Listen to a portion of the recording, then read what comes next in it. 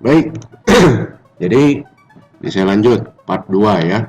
Kesalahan kedua, ya, saya menggunakan contoh di PTBA lagi.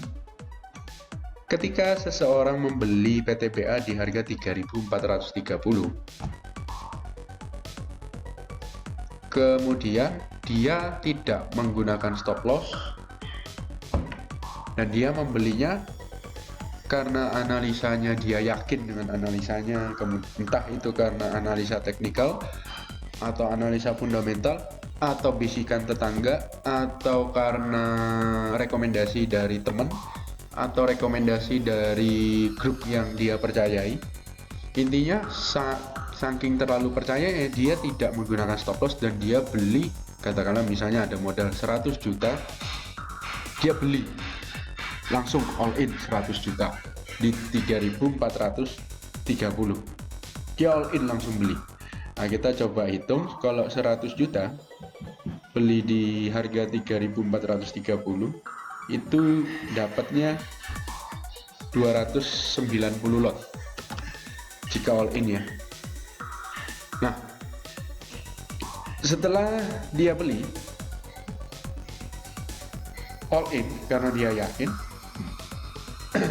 dan Anda bisa lihat setelah dibeli besoknya harga bukannya naik ya, di sini harga bukannya naik tapi malah turun ya, turun sampai ke 3.260. Dia tidak pakai stop loss, dia percaya dengan analisa, dengan I don't know what yang membuat dia percaya bahwa PTBA akan naik tinggi. Dia beli dengan all in tanpa stop loss. Anda bisa lihat kalau dia all in dengan 290 lot itu setara dengan 29.000 lembar.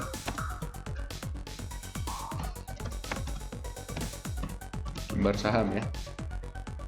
Ya, 290 lot kali 100 itu sama dengan 29.000 lembar saham. Kalau harga naik 10 rupiah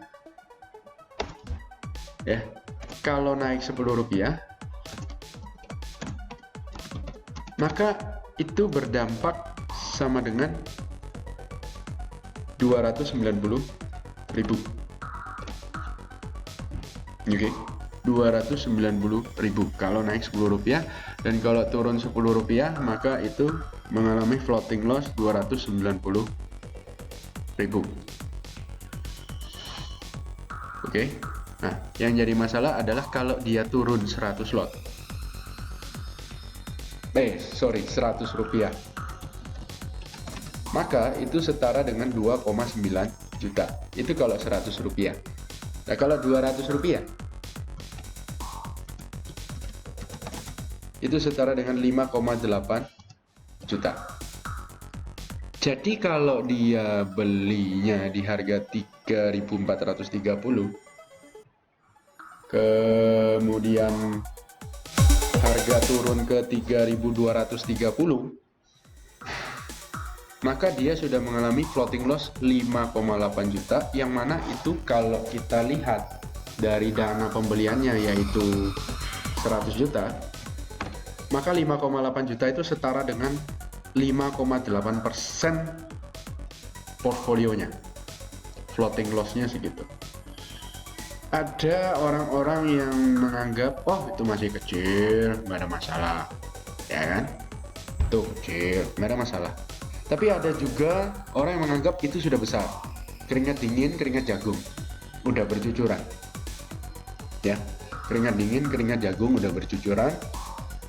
Jadi kalau harga saham yang dia beli ini, PTBA ini, udah turun ke harga 3.230, yang mana kurang lebih di sini. Oke. Kurang lebih di sini. Maka hatinya itu sudah deg-deg jantungan. Dia sudah nggak kuat nih, melihat floating loss yang sudah terjadi yaitu sebesar 5,8 juta. Dan kalau turun lagi sebesar 100 rupiah, wah dia nggak kuat, ya kan? Kalau dia turun lagi 100 rupiah nih, berarti floating loss-nya sudah sekitar 8.700.000. ya, dia udah nggak kuat kalau harus cut loss di sana. Maka apa yang dia lakukan, karena dia melihat floating lossnya udah besar nih, umumnya yang dilakukan oleh para trader adalah melakukan oke, cut loss aja deh, jual rugi sekarang daripada harga turun lebih jauh lagi.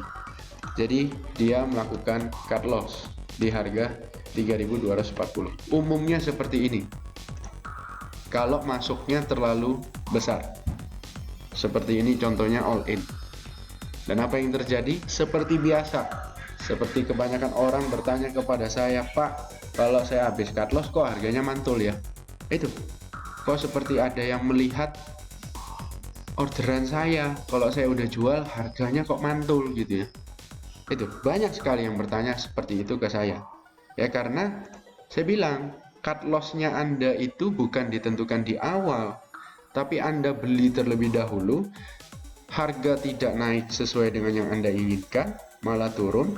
Pada saat turunnya sudah terlalu besar bagi Anda, kalau Anda harus cut loss, Anda cut loss di situ, harga mantul.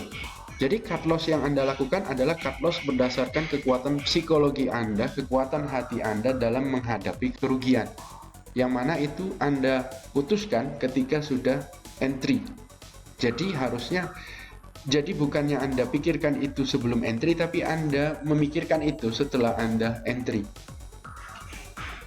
Anda cut loss dan harga naik ke atas.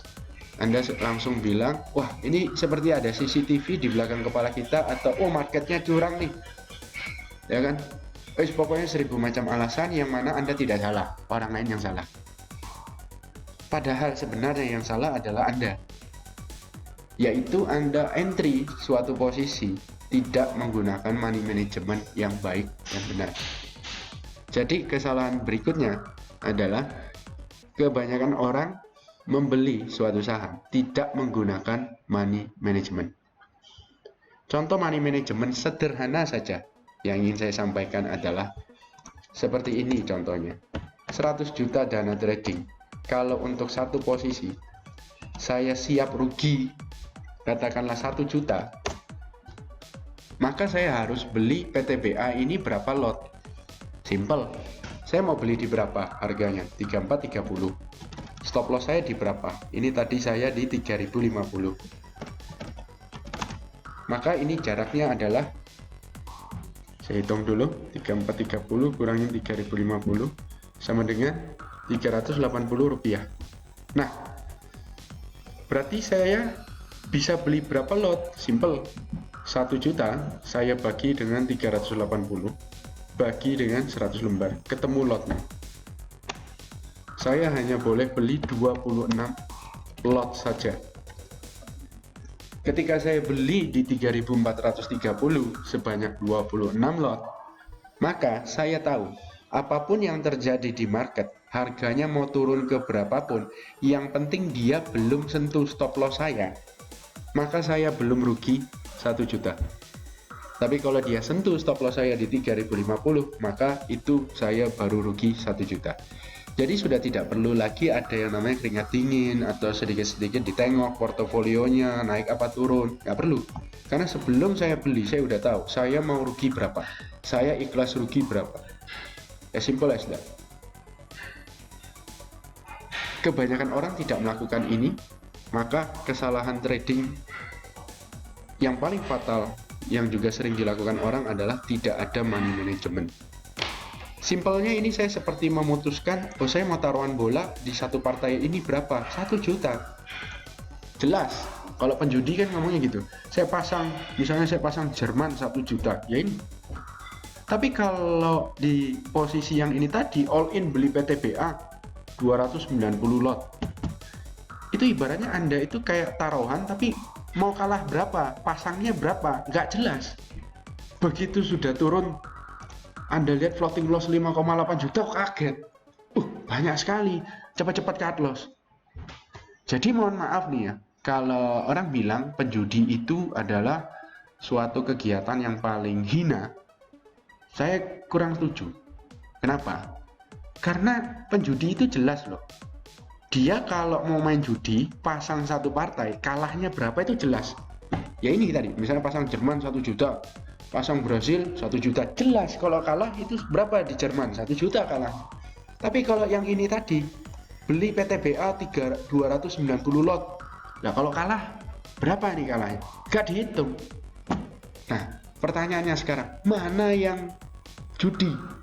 Apakah orang yang masang di Jerman 1 juta atau orang yang beli PTBA all in 290 lot ini tanpa menghitung mau stop loss di mana? Judi itu bukan kata benda. Judi itu perilaku. Perilaku yang bisa ditemukan di setiap bidang, yaitu melakukan suatu aksi tanpa ada perhitungan atau kalkulasi resiko yang sesuai.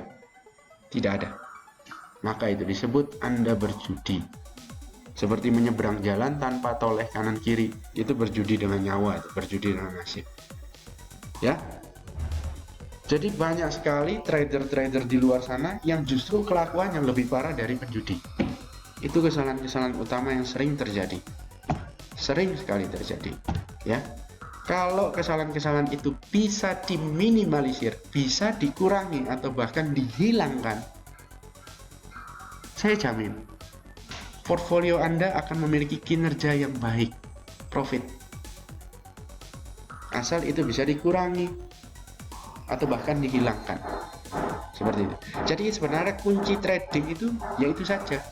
Pakailah stop loss, jangan stop loss yang terlalu ketat, gunakanlah money management, ya kan? Dan jangan melawan trend. Itu saja. Semoga video ini bermanfaat bagi Anda.